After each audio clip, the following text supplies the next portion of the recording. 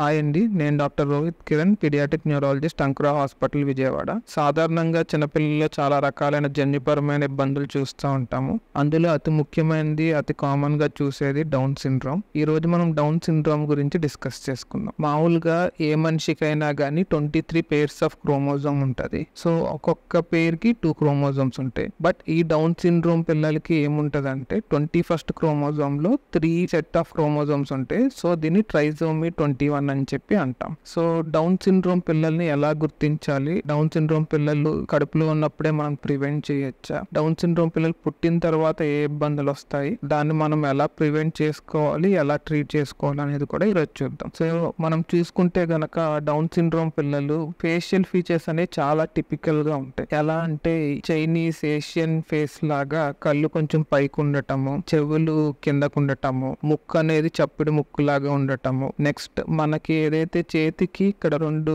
Lines కనిపిస్తాయి, but down syndrome పిల్లలకి single horizontal line ఉంటది. దాన్ని సిమియన్ క్రీజ్ అంటాము. దాంతో పాటు కాళ్ళలో ఉన్న ఫస్ట్ 2 fingers కి మధ్యన చాలా గ్యాప్ ఉంటది. దాన్ని శాండిల్ గ్యాప్ అని అంటాము. సో ఈ ఫీచర్స్ తో మనం పిల్లలకి డౌన్ సిండ్రోమ్ ఉండే ఛాన్స్ ఉంది అని మనం అనుకోవచ్చు. దాని తర్వాత క్యారియోటైపింగ్ అనే టెస్ట్ చేసుకుని ట్రైజోమీ 21 ఉంది అని కనుక మనం కన్ఫర్మ్ చేసుకుంటే డౌన్ సిండ్రోమ్ కన్ఫర్మ్ చేసుకోవచ్చు. ఇప్పుడు మనము మదర్ ప్రెగ్నెన్సీలో ఉన్నప్పుడే డౌన్ సిండ్రోమ్ అనేది మనం రికగ్నైజ్ చేయొచ్చా అంటే ఎస్, ఉన్నాయి. సో మదర్ ప్రెగ్నెన్సీలో ఉన్నప్పుడు ఫస్ట్ 3 months లో ఎన్టీ స్కాన్ అని చేస్తారు. అందులో గానీ లేదంటే ఫస్ట్ 3 months లో ట్రిపుల్ టెస్ట్ చేస్తారు. Next 3rd month to 6th month మధ్యలో క్వాడ్ టెస్ట్ అనేది చేస్తారు. ఈ బ్లడ్ టెస్ట్లు అండ్ స్కాన్లు చూసుకుని డౌన్ సిండ్రోమ్ వచ్చే రిస్క్ ఎక్కువ ఉందా తక్కువ ఉందా అనేది మనం చూసుకోవచ్చు. ఇప్పుడు డౌన్ సిండ్రోమ్ వచ్చే రిస్క్ గనక ఎక్కువ ఉంది అని వస్తే అప్పుడు మనము మదర్ యొక్క బ్లడ్ తీసుకుని మదర్ యొక్క బ్లడ్ లో బేబీ యొక్క డిఎన్ఏని టెస్ట్ చేసి బేబీకి డౌన్ సిండ్రోమ్ ఉండే అవకాశం ఉందా లేదా అనేది మనం చూసుకోవచ్చు.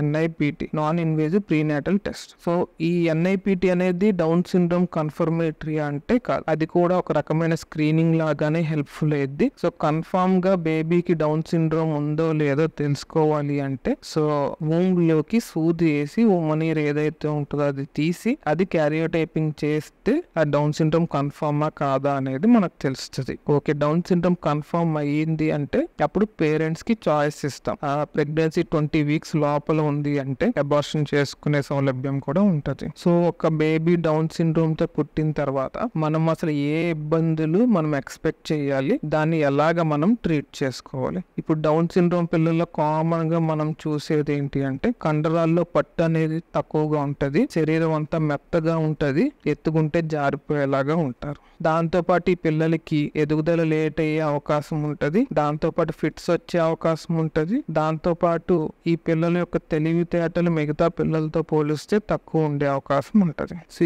ఈ మెదడులో ఇబ్బందులతో పాటు వాళ్ళకి చాలా రకాలైన బిహేవియరల్ ఇబ్బందులు, లైక్ చిన్న పిల్లలకైతే కోపం లాంటి ఇబ్బందులు, పెద్దవాళ్ళకైతే యాంగ్జైటీ, డిప్రెషన్ లాంటి ఇబ్బందులు వచ్చే అవకాశం ఉంటది. సో ఇదే కాకుండా డౌన్ సిండ్రోమ్ పిల్లలకి పుట్టుకతో గుండె సమస్యలు వచ్చే ఇబ్బంది ఉంటది, థైరాయిడ్ సమస్య వచ్చే ఇబ్బంది ఉంటది, అలాగే పేగుల సమస్య ఉంటది. అదే విధంగా డౌన్ సిండ్రోమ్ పిల్లలకి పుట్టుకతోనే వినికిడి లోపం వచ్చే అవకాశం కూడా ఉంటది. అండ్ డౌన్ సిండ్రోమ్ పిల్లలు మిగతా వాళ్ళతో పోల్చి చూస్తే వాళ్ళకి ఇన్ఫెక్షన్స్ వచ్చే అవకాశం మిగతా పిల్లల కన్నా ఎక్కువ ఉంటది. అండ్ ఈ డౌన్ సిండ్రోమ్ పిల్లలకి బ్లడ్ క్యాన్సర్ వచ్చే అవకాశం చాలా ఎక్కువ ఉంటది. దీంతో పాటు ఫస్ట్ 1 year లో 2 సార్లు థైరాయిడ్ పరీక్ష చేసుకుంటాము. క్యాన్సర్ ముందుగా గుర్తించడానికి రక్త పరీక్షలు, కంటి పరీక్ష, హియరింగ్ స్క్రీనింగ్ చేసుకుంటాం. దీని ద్వారా ముందుగానే థైరాయిడ్ క్లినికల్ గా ఎఫెక్ట్ అవ్వకముందే గమనించవచ్చు, ట్రీట్ చేసుకోవచ్చు. బ్లడ్ క్యాన్సర్స్ ఏవైతే ఉన్నాయో ముందుగానే డయాగ్నోస్ చేసి ట్రీట్ చేసుకుంటే అవుట్కమ్ బాగుంటది. నెక్స్ట్ ఏంటంటే డౌన్ సిండ్రోమ్ పిల్లలకి మనకి తలకి వెన్నుకి మధ్యన అట్లాంటో యాక్సియల్ ఇన్స్టెబిలిటీ అంటాం. దాని వల్ల ఏంటంటే వాళ్ళు హెవీ ఎక్సర్సైజెస్,